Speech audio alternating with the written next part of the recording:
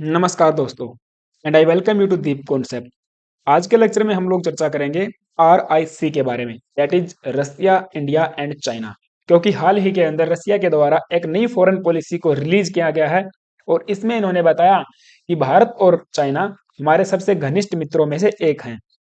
ठीक है, देखिए अगर हम बात करते हैं RIC की, RIC के अंदर इतनी कैपेबिलिटी और एबिलिटीज हैं कि आने वाले समय के अंदर एक मल्टीपोलर वर्ल्ड की स्थापना यहाँ पे की जा सकती है। राइट, तीनों मिलकर इंडो पैसिफिक में भी अच्छा काम कर सकते हैं। नए ट्रेड रूट्स एंड आइडियाज को भी यहाँ पे एनहेंस किया जा सकता है और मिलकर हम लोग एक लीडिंग कंट्रीज के रूप में उभर सकते हैं। यानी कि एक मल्टीपोलर वर्ल्ड की जहाँ पे बात की जाती है, अर्थात एक नए वर्ल्ड ऑर्डर की बात जब की जाती है तो इन्हीं तीन कंट्रीज का नाम सामने आता है। क्यों? क्योंकि तीनों के अंदर यहाँ पे कैपेबिलिटी है कि इस चीज को अचीव किया जा सकता है आने वाले कुछ समय के अंदर। देखिए मेरी जितनी भी डिप्लोमेटिक समझ है, यानी कि 0.00001% जो भी समझ है, उसके आधार पे मैं आपको बताता हूँ ये तीन लीडिंग कंट्रीज भविष्य के अंदर आप देखना एक नए मल्टी ऑर्डर वर्ल्ड की यहाँ पे स्थापना करते हुए नजर आएंगे। और यहाँ से एक चीज और भी है, जो हमारी ट्रेडिंग यानी कि जो हमारा ट्रेड है या फिर जो स्ट्रेटेजिक पार्टनरशिप है उसको भी इनहेंस करते हुए नजर आएंगे। और इन्हीं चीजों के साथ यानी कि डिप्लोमेटिक डायलॉग और हम कह सकते हैं कि स्ट्रेटेजिक पार्टनरशिप के साथ साथ ही हम लोग जो वेस्टर्न हेजेमनी है उसको काउंटर कर सकते हैं। भाई क्यों एक ही देश के चारों तरफ पूरा संसार घूम रहा है? अगर ध्रुवीकरण की जब बात होती है तो हमें मल्टीपोलर वर्ल्ड की यानी कि एक प्रकार से मल्टी चीजों की बात होती है ना, मल्टीपोलर की बात होती है, न कि फिर एक ही चीजों के ऊपर आप घूमते रहोगे। तो ये चीज है। अब रसिया की तो जी बात समझ में आती है, हमने मान लिया, चलो ठीक है। रसिया की अगर हम बात करते हैं, we are celebrating 75 years of our strategic partnership now. But China की अगर हम बात करते हैं तो चाइना के साथ में तो हमारे बॉर्डर के ऊपर इतने सारे टेंशन हैं। यानी कि अगर आप बात करोगे, अभी हाल ही में G20 की जो मीटिंग्स हुई है अरुणाचल प्रदेश के अंदर, उसका भी चाइना के द्वारा विरोध किया गया है। जम्मू कश्मीर के अंदर जो मीटिंग्स हुई थी उनका भी यहाँ पे विरोध किया गया था। अर्थात जम्मू कश्मीर और जो हमारा नॉर्थ वेस्ट वाला इलाका है, वहां पर अगर आप बात करोगे नॉर्थ ईस्ट और नॉर्थ वेस्ट दोनों के अंदर हमारे बॉर्डर के ऊपर टेंशन यहाँ पे देखने को मिलते हैं विद चाइना। क्यों? क्योंकि चाइना अपनाता है एग्रेसिव एक्सपेंशनिज्म पॉलिसी और चाइना की इसी एक्सपेंशनिज्म पॉलिसी के कारण ही उसकी प्रत्येक देश के साथ जो भी उसका बॉर्डर शेयर करता है, यहाँ पे टेंशन बॉर्डर के ऊपर बनी रहती हैं। भाई देखो, इन चीजों से हमको ऊपर उठ के इन चीजों को काउंटर करके या फिर इनको डी एस्केलेट करके ही आगे बढ़ना पड़ेगा। राइट, क्योंकि ये सब चीजें कैसे होंगी भाई? डिप्लोमेटिक डायलॉग से बातचीत करनी पड़ेगी, टेबल के ऊपर बैठना पड़ेगा। सीधी बात यही है। रणभूमि के अंदर या फिर रणभूमि के ऊपर इन चीजों का समाधान नहीं हो सकता है। ये बात चाइना को भी पता है और हमको भी पता है। बात कैसे बात का समाधान होगा? सिर्फ और सिर्फ डिप्लोमेटिक डायलॉग से। समझ में आए बात? और हमारी डिप्लोमेटी की अगर हम बात करते हैं तो भाई देखो, चाइना के जैसे या फिर अमेरिका, सॉरी, ये जो अपना पाकिस्तान है, नल्ला पाकिस्तान, इसके भी मतलब एक प्रकार से जो एक्स प्राइम मिनिस्टर हैं उनके द्वारा भी यहाँ पे तारीफ की गई थी। तो हमारी फॉरेन पॉलिसी तो जबरदस्त है ही। आगे हम भी और भी बात करेंगे कि किस प्रकार से हमने बैलेंस करके रखा वेस्ट को भी और चाइना और रसिया को भी। ठीक है, तो यही न्यूज थी कि Russia adopts new foreign policy amid war, sides India and China as main allies के रूप में इन्होंने यहाँ पे बताया है, आइडेंटिफाई किया है। ये न्यूज थी, मैंने आपको बता दी। 45 पेजेस का एक डॉक्यूमेंट यहाँ पे रिलीज किया गया है रसिया के द्वारा, जिसमें चाइना एंड रसिया को बताया गया है मोर इंपोर्टेंस पार्टनर। ठीक है, now the deepening of ties and the coordination with the friendly sovereign global center of power and the development location located on the Eurasian continent, ये बात इनके द्वारा बताई गई है। ठीक है, अब अगर हम लोग इंडिया की बात करते हैं गाइस, देखिए हमने किस प्रकार से दोनों चीजों को बैलेंस करके रखा। क्योंकि we are talking on a diplomatic tight rope amid the Ukraine Russia war. अब यूक्रेन रसिया वार के दौरान हमारे ऊपर इतना सारा प्रेशर हुआ, क्योंकि आपको पता है 24 फरवरी को ये वाला जो वार है, या फिर हम कह सकते हैं जो ये जो रसिया के द्वारा जो इन्वेजन किया गया था यूक्रेन के ऊपर, 24 फरवरी 2022 वो स्टार्ट हुआ था और वर्तमान तक जारी है। इसी दौरान हमारे ऊपर इतना सारा प्रेशर आया कि हम रसिया की आलोचना क्यों नहीं कर रहे हैं, या फिर जितने भी रेजोल्यूशन यूएन के अंदर लाए गए थे, या फिर यूएन की असेंबली में, जनरल असेंबली में कह लीजिए, या फिर यूएनएससी के अंदर कह लीजिए, किसी भी संस्था के अंदर जो भी रेजोल्यूशन लाया गया था अगेंस्ट दी रसिया, उसके अंदर हमने अपना न्यूट्रल स्टांस बनाए रखा। हमने न तो रसिया के खिलाफ में वोट दिया और न ही पक्ष में वोट दिया। तो इस ये चीज दर्शाती क्या है कि हमारा कहीं ना कहीं झुकाव रसिया की तरफ है या फिर यूएसएसआर की तरफ है। शुरुआत से ही हम लोग, जब से भारत आजाद हुआ है 75 ईयर्स हमको हो गए हैं, we are celebrating 75 years of diplomatic ties with the Russia. तो ये चीज हो जाएगी। और भी बहुत सारे सेक्टर हैं जिसमें हम लोग रसिया के साथ मिलकर काम करते हैं। तो हमने वेस्ट को भी यहाँ पे एक प्रकार से देखेंगे तो बैलेंस करके रखा है, और रसिया को भी यहाँ पे बैलेंस करके रखा है। न तो हमने रसिया के खिलाफ में वोट दिया, न फिर हमने उनके पक्ष में वोट दिया।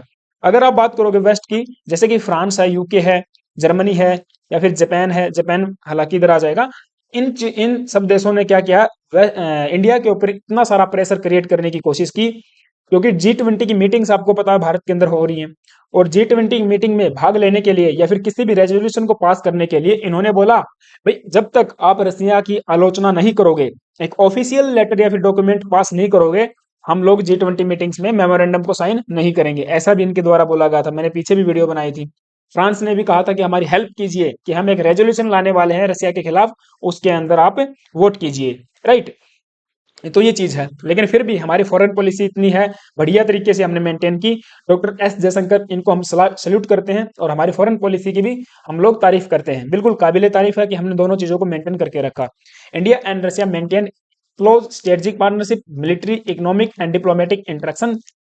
इन सब चीजों के अंदर हम लोग, इन सेक्टर्स में हम लोग काम कर रहे हैं मिलकर। और अब वाली चीज, ये जो नई फॉरेन पॉलिसी आई है रसिया की, इसमें इन्होंने बताया कि चाइना और इंडिया हमारे सबसे बेस्ट अलाइज में से एक हैं, राइट। और रसिया और इंडिया की अगर हम बात करते हैं, तो दोनों कंट्रीज ने, ये जो हमारा अलायंस है, हमारा संबंध है, इनको हम लोग बिल्कुल यूनिक मानते हैं और प्रिविलेज्ड के तौर पर देखते हैं, ठीक है, दोनों ही कंट्रीज। तो ये चीज थी। अब आप पिछले 17 मार्च की बात है, पिछले महीने की, आपको पता है 16-17 मार्च को जो सी जिनपिंग है, चाइना के प्राइम मिनिस्टर, उन्होंने मॉस्को के अंदर विजिट किया था। और उन्होंने जो नो लिमिट पार्टनरशिप है, जो कि पिछले साल इनके द्वारा रिलीज किया गया था, इसके ऊपर बात की गई थी। अब खबर यहाँ से निकल के आई कि हमारे संबंध मॉस्को के साथ खराब हो सकते हैं, बट रशियल जो ऑफिशियल हैं, उन्होंने यहाँ पे इन सब चीजों को, यहाँ पे जो भी अवधारणाएं आ रही थी, उनको रोबिस्ट कर दिया और बताया कि हमारे जो संबंध है रसिया के साथ में, कभी भी मॉस्को के साथ में खराब नहीं होंगे, राइट। तो ये चीज है, ये पिछले महीने की न्यूज हो जाएगी। Xi Jinping to visit Russia in show of support for Vladimir Putin, ठीक है, ये चीज है। अब इस जो डॉक्यूमेंट, जो स्टेटमेंट आई है, इसके अंदर कुछ और इंपॉर्टेंट बातें यहाँ पे बताई गई हैं, उनके बारे में थोड़ा सा डिस्कस कर लेते हैं। जैसे कि Russia will continue to build up a particularly privileged strategic partnership. यहाँ पे बताया गया है कि इंडिया के साथ में, है ना, with the Republic of India, हम लोग एक पर्टिकुलरली प्रिविलेज्ड स्ट्रेटेजिक पार्टनरशिप को इनहेंस करना चाहते हैं, कंटिन्यू करना चाहते हैं, बिल्डअप करना चाहते हैं, with a view to enhance and expand corporation in all areas on a mutual beneficial basis. Mutual beneficial basis की यहाँ पे बात की गई है, क्योंकि मैं आपको बता दूं, पिछले 2021-22 के अंदर हमारा जो ट्रेड था रसिया के साथ में, ये 27 बिलियन डॉलर का रहा है। इस 27 बिलियन डॉलर के अंदर केवल और केवल हमने 2 बिलियन डॉलर का ही क्या किया है, एक्सपोर्ट किया है टू दी रसिया। हमारा एक्सपोर्ट केवल इतना सा है। तो अगर आप देखोगे, एक प्रकार से हमारा ट्रेड डेफिसिट इतना ज्यादा है, जिसको काउंटर करना अपने आप में एक बहुत बड़ी परेशानी, या फिर हम कह सकते हैं टारगेट नजर आता है, ठीक है। इन चीजों को हमें काउंटर करने के लिए, या फिर ट्रेड डेफिसिट को कम करने के लिए ऐसे कदम उठाने पड़ेंगे कि म्यूचुअली बेनिफिशियल हो दोनों देशों के लिए। अभी ट्रेड बढ़ा क्यों भाई? ट्रेड बढ़ने का सीधा कारण है, we purchases discounted Russian commodities like crude oil and the fertilizer and other commodities, ठीक है। तो डिस्काउंट रेट के ऊपर हमने जो भी रशियन कमोडिटीज को हमने खरीदा है, उसी कारण हमारा जो ट्रेड है ये बढ़ गया है, जो ट्रेड डेफिसिट है वो बढ़ गया है। तो इस चीज को क्या करना पड़ेगा? अभी काउंटर करना पड़ेगा, कम करना पड़ेगा। हमारे भी जो एक्सपोर्ट है उनको हमें बढ़ाना पड़ेगा, ये बात हो जाएगी। क्योंकि आपको पता है रसिया का जो यूक्रेन के साथ वार चल रहा है, उसी दौरान हमने ऑयल खरीदा था बिल्कुल सस्ते रेट के अंदर, डिस्काउंटेड रेट पे। हालांकि वेस्ट की अगर हम बात करते हैं, वेस्ट का भी दोगलापन वहां पे सामने आया था, कि वेस्ट ने भी वहां पे, पूरे के पूरे वेस्टर्न कंट्रीज ने रसिया के साथ ऑयल को, गैस को परचेज किया, और इंडिया से बोला कि आप ऑयल परचेज मत कीजिए। लेकिन फिर भी हमने इस चीज को नहीं माना, अर्थात हमने अपनी जो फॉरेन पॉलिसी है उसको बनाए रखा, हमारी जो सॉवरेनिटी है उस चीज को हमने बनाए रखा, ठीक है। नाउ ये बात हो जाएगी। आगे बोला गया है, the place special emphasise on encouraging the volume of bilateral trade, strengthening investment and the technological ties, right। साथ ही साथ ये भी बोला गया है, to ensure their resistance to destructive action of unfriendly states and their alliance, यानी कि जो हमारे अनफ्रेंडली स्टेट है उनके साथ हमने डिस्ट्रक्टिव एक्शन लेना पड़ेगा, यानी कि जो उनके द्वारा लिए गए डिस्ट्रक्टिव एक्शन है उनको हमें रेजिस्टेंस यहाँ पे करना पड़ेगा, विरोध यहाँ पे उनका करना पड़ेगा। ठीक है, तो ये था डॉक्यूमेंट। और भी बहुत सारी इसके अंदर बातें बोली है, जैसे कि कुछ संगठन है, रसिया उसके अंदर अपना इंपॉर्टेंट रोल निभाएगा और साथ ही साथ एक मल्टीपोलर वर्ल्ड की स्थापना करने में अपना अहम योगदान यहाँ पे देने वाला है, जैसे कि एससीओ है, ब्रिक्स है, कॉमनवेल्थ ऑफ इंडिपेंडेंट स्टेट्स हो जाएगा, यूरेशियन इकोनॉमिक यूनियन हो जाएगा, collective security treaty organization and the RIC, that is Russia, India and China. तो ये कुछ ऑर्गेनाइजेशन है, संगठन हो जाएंगे जहां पर रसिया अपना इंपॉर्टेंट रोल निभाने वाला है। राइट, तो ये था। और ट्रेड की अगर बात करते हैं रसिया और इंडिया की, तो देखिए पिछले साल या फिर हम कहें 2016 से 2020 के बाद में हमने 50% यहाँ पे आर्म्स का यानी कि सप्लाई यहाँ पे लिया है, मतलब एक प्रकार से इंपोर्ट करवाया है। जो हमारा वेपन्स की अगर बात करते हैं तो डिफेंस के सेक्टर के अंदर सबसे ज्यादा लार्जेस्ट अगर सप्लायर की बात करते हैं हमारे लिए तो रसिया ही है। ठीक है, टॉप में रसिया बना हुआ है, इसके बाद में दूसरे देश आते हैं। तो इसी दौरान अगर आप देखोगे 21-22 के अंदर हमारा ट्रेड जो है 77 बिलियन का भी रहा, बट फिर भी हमने केवल $2 बिलियन का ही यहाँ पे एक्सपोर्ट किया था, जो हमारे लिए एक प्रकार से कम है। उस चीज को भी हमें बढ़ाना पड़ेगा। ठीक है, ये बात हो जाएगी। और चाइना के साथ तो आपको पता ही हमारे टेंशन चल रहे हैं, लेकिन फिर भी हमारा ट्रेड एक प्रकार से, ट्रेड की भी अगर बात करोगे ट्रेड डेफिसिट है, ट्रेड की भी हमारे साथ चाइना के साथ भी डेफिसिट है।